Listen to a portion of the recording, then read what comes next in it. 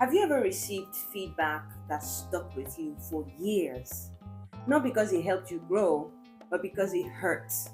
That has happened to me before. Someone I loved, still loved so dearly, said something to me, and the person said, Joanne, by the way, I had just had my child, so I had excess weights, you know.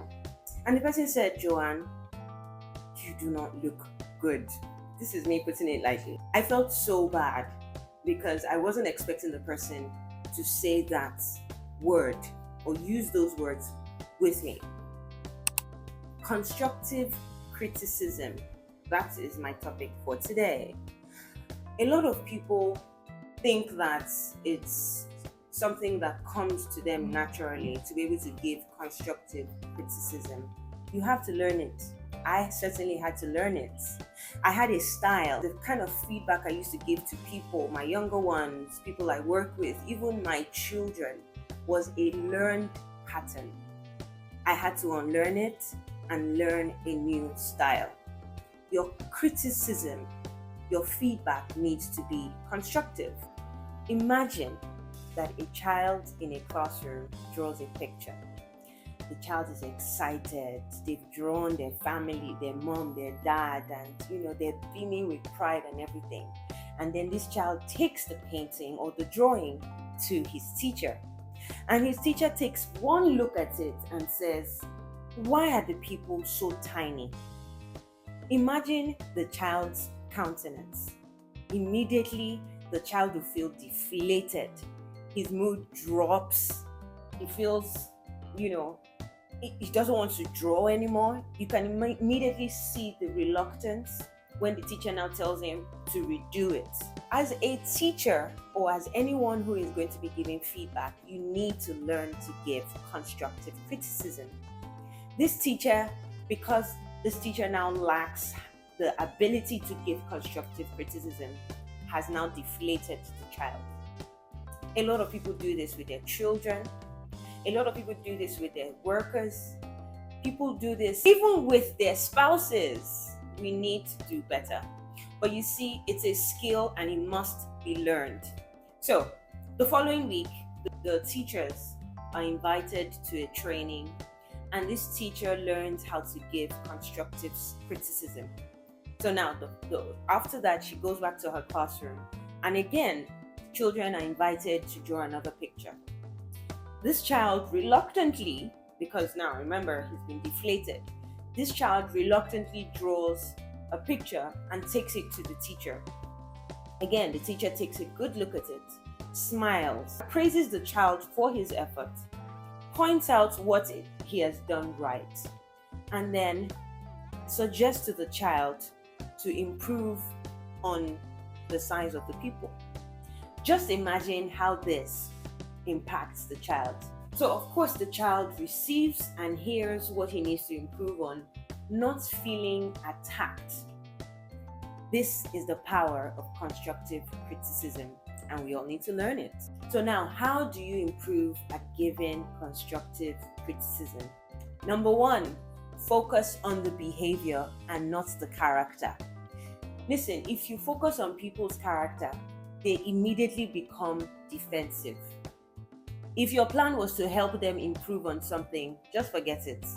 Once you're defensive, you're not going to be hearing corrections. At least a lot of people will not. Secondly, be specific.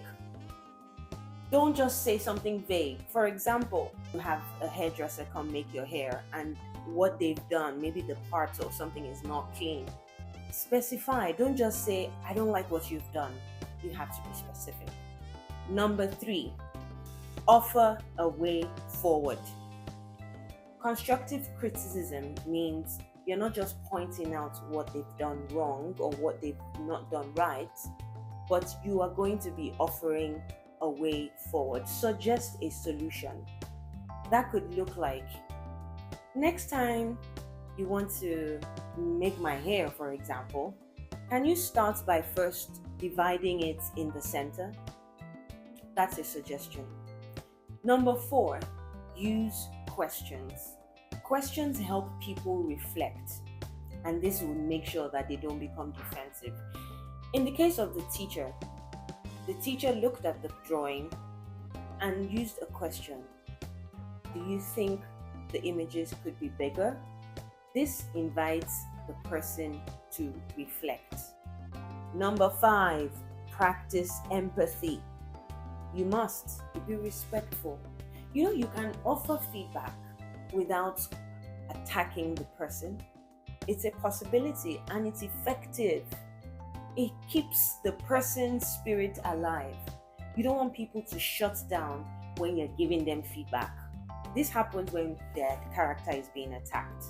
And lastly, learn to receive feedback yourself. I remember there was a time I had this friend, and every time she would be corrected, she would feel the need to correct you back in that time.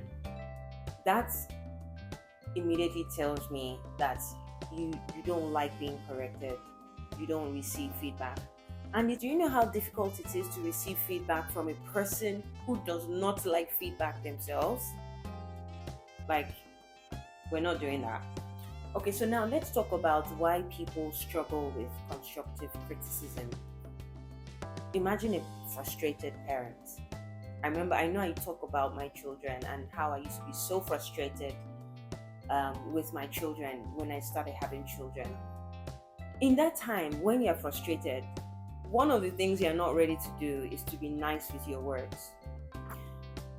But this is ineffective, especially if your goal is to improve on a behavior. Except, of course, you're trying to be vindictive. But I don't think that's you. Many times, when we need to give feedback, we're so triggered. And in that time, it feels good to vent. It makes you feel good. But it's damaging.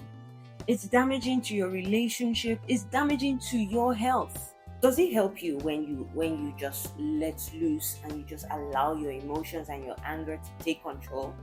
It certainly doesn't. And whatever it is that happened that warranted your feedback would happen again. So no improvement.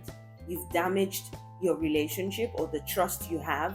And then worse is that you've deflated or you've made the person feel less of themselves. This happens in marriages, this happens between parents, this happens in the workplace. I know many people are not trying to be harsh. However, if you don't learn the skill, you will be harsh when giving feedback. Or worse, you keep it to yourself. That is equally damaging. So what are the 3 ingredients of a constructive criticism? The first is observation. Observe the behavior. Before you can give feedback, you must have evaluated and assessed what the person did, and not just that, move forward from how the person can do that thing better. From observation, we move on to impact. Impact basically means highlighting the importance of the feedback that they're going to be given, or highlighting what the person receiving the feedback would miss out on. And the third ingredient, suggestion. That's the difference between constructive criticism and whatever kind of feedback that we practice. Constructive criticism offers a way out. Suggest solutions. Don't just bring, oh, that food was not tasty. Suggest, add more salt. That's a suggestion. Oh, I think it was really good. I think it was fresh, whatever. But you can do this better. So the next time you give feedback, remember these 3 things. Notice something good. Be specific about what you want them to improve on. Lastly, suggest a way forward.